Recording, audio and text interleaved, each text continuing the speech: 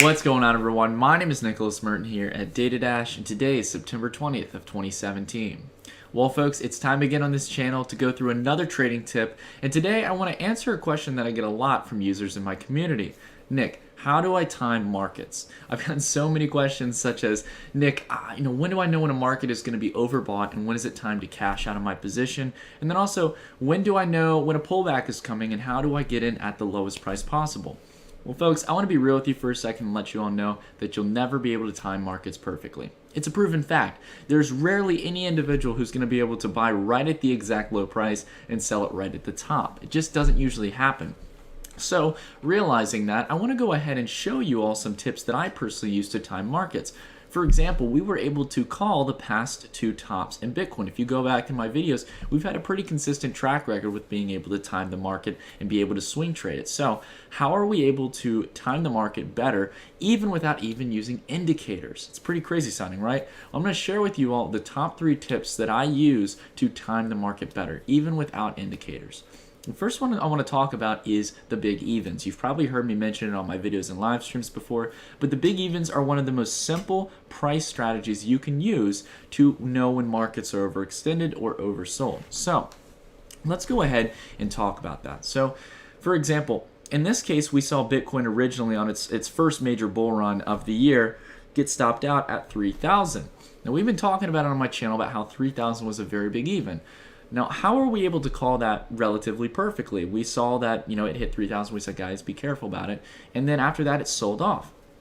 The reason for that is because it's a part of human psychology in markets. You really have to learn about human psychology if you're going to be doing trading.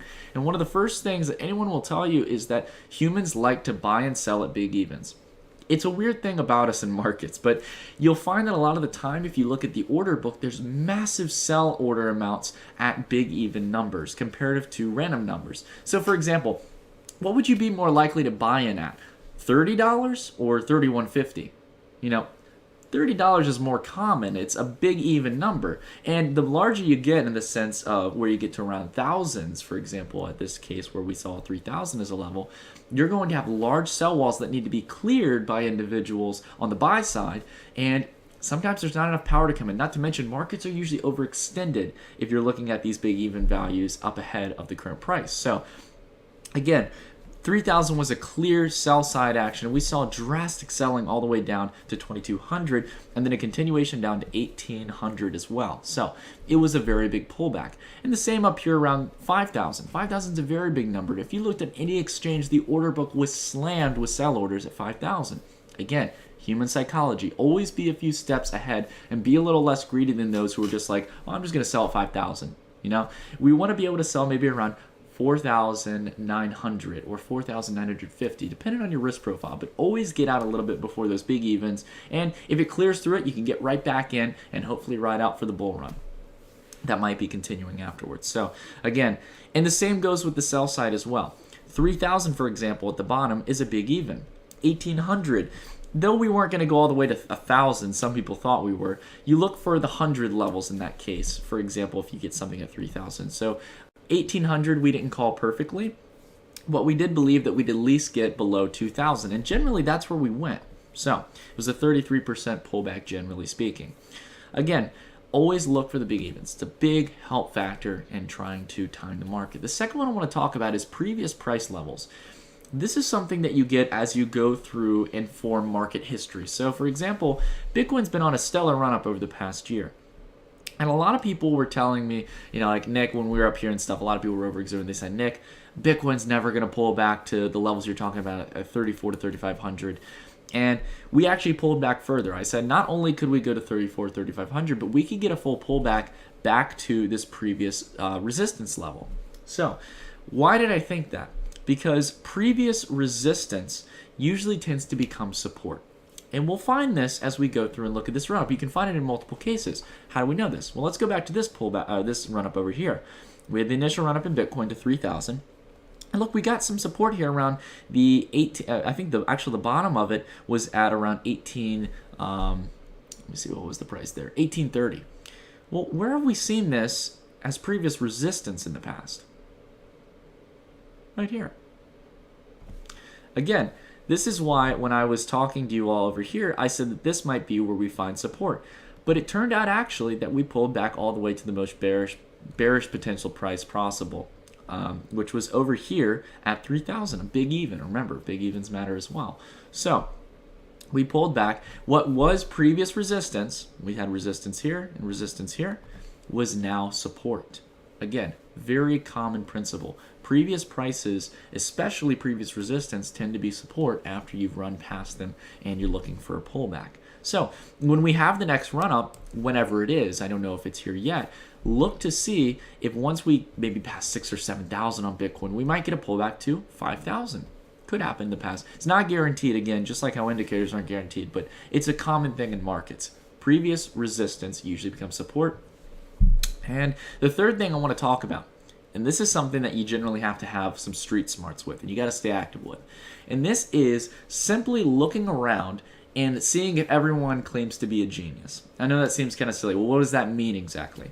When you start looking around and you start seeing the headlines flash, Bitcoin's gonna rally to 10,000. Everyone's making money left and right. And for example, you'll see people who'll be like, "Yeah, I'm up 50% this year." And the market's up 100%, and everyone thinks they're geniuses and they're making money, even if they're on the losing side of things. That's when you should be a little bit worried on markets. When markets have gone up 2 or 3 times their previous valuation at the lows, that's usually when you want to look for, cashing out some of your positions. And then also the opposite goes as well. When everybody is absolutely in panic mode, when everyone's losing everything and markets are down 40 to 50%, when the headlines are flashing, Bitcoin crashing, continuing to spread the flooding news, when everyone's just panicking, going crazy while you've been cashed out for a while calling the pullback, you see everybody panicking. And you're going to be there like, okay, it's a shopping day. Everything's off at a 40 to 50% discount. Nothing's fundamentally changed. Time to buy in. And a lot of us did that on this channel. In our community, I was advising people that, again, I was waiting for 3,300, 3,400. And I bought in my first position at 3,350. And I started buying up some altcoins. And again, made a great return up to this rebound. Even though I didn't pick the exact low, I was able to time the market. I got out of my positions up here and got in generally at around the bottom. So again, no genius indicators needed. It's just simply knowing these basic market principles to know how to time when markets are overextended or oversold, and to be a few steps ahead of the game and not trade emotionally with the market. We're riding against the wave of the market. The market's overextended, we're getting out. Market comes down, we get in. We're not going to ride down with the market. We're going to get out early. And we're also going to get in when the market thinks that, when the market seems like it's going to collapse, Again, it's just simply cutting out the emotion and keeping these very simple principles in mind. Well, folks, that's it for the video. I hope you all enjoyed these tips today on timing the market. Do you apply them to your trading currently? And also, I want to be clear also as well, you can use this in investing as well. You don't need to always sell up here, but this could be a great way to know how to time markets in the sense of buying low and buying into all the flooding in markets as well. So anyways, everyone, that's it for the video. I appreciate you all watching. Please leave a comment down below if you all want to see something covered on the trading tips videos. But until then, everyone, I will see you all in the next video. Stay tuned.